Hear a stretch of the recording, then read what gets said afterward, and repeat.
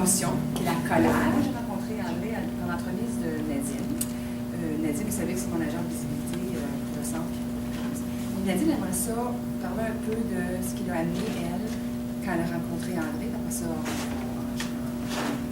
d'accord?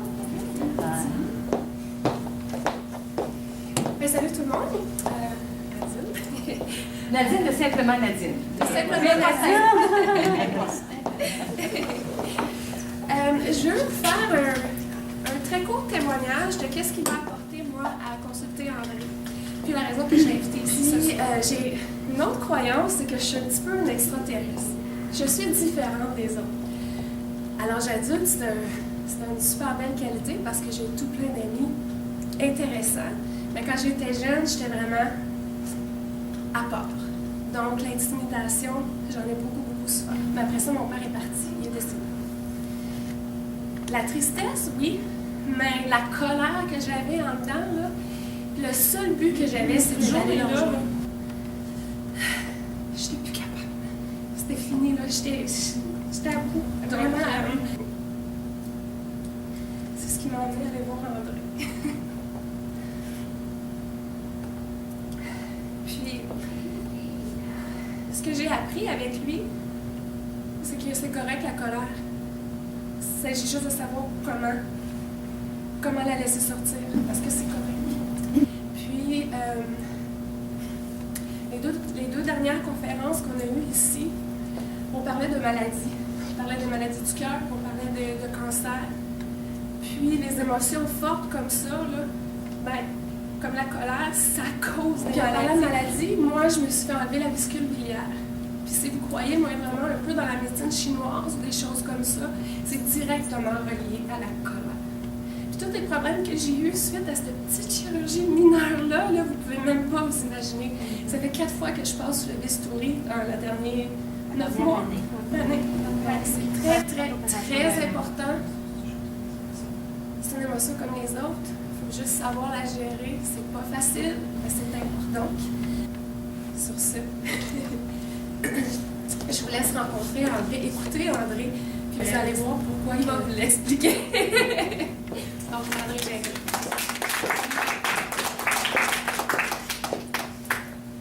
C'est une super belle introduction. Ça illustre très bien que la colère refoulée s'inscruse dans le corps. Et puis,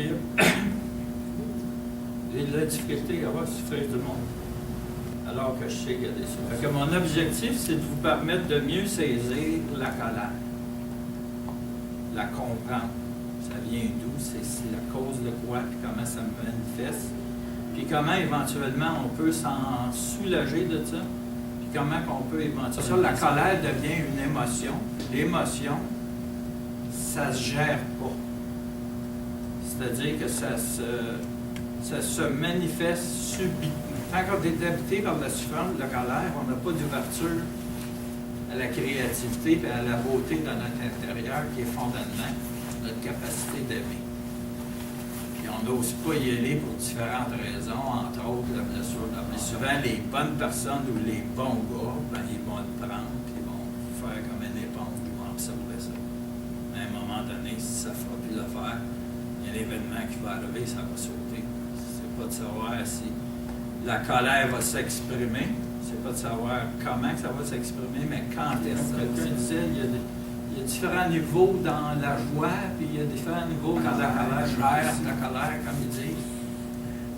Mais c'est impossible de gérer la colère parce que c'est une émotion. Ben, une émotion, ça ne se gère pas.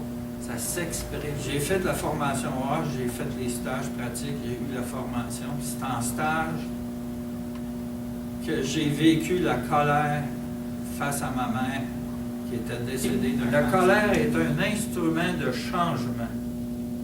Lorsqu'elle nous pousse à mieux nous connaître et non pas mieux connaître. OGE, pour envers de l'ego.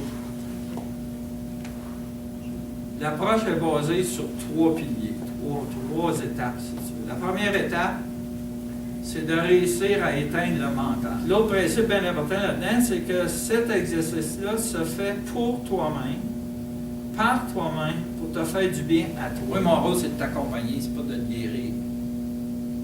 C'est de t'amener à prendre conscience de c'est quoi qui se passe, puis comment que ça se passe, puis pourquoi. Puis quel pouvoir. Il y avait deux conseils.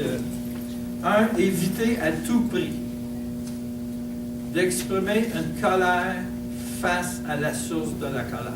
Moi, j'en avais vécu une maudite grosse colère à un moment donné. Puis je travaillais en horticulture. Puis la journée là, que ça m'est arrivé, l'avant-midi, là, barré ben raide. Il fallait que je travaille à quatre pattes. Quand je suis arrivé chez nous, j'avais pris une formation dans la psychosomatisation des émotions, c'est-à-dire comment ça s'incruste dans ton corps. Puis souvent, les maux de dos sont reliés à des colères refoulées. Je suis arrivé chez nous, je me suis couché sur le lit, puis bûché. On est malade, ça a peut-être duré 5-10 minutes. Plus jamais. Ah, sacrifice, ce qui est ton lit.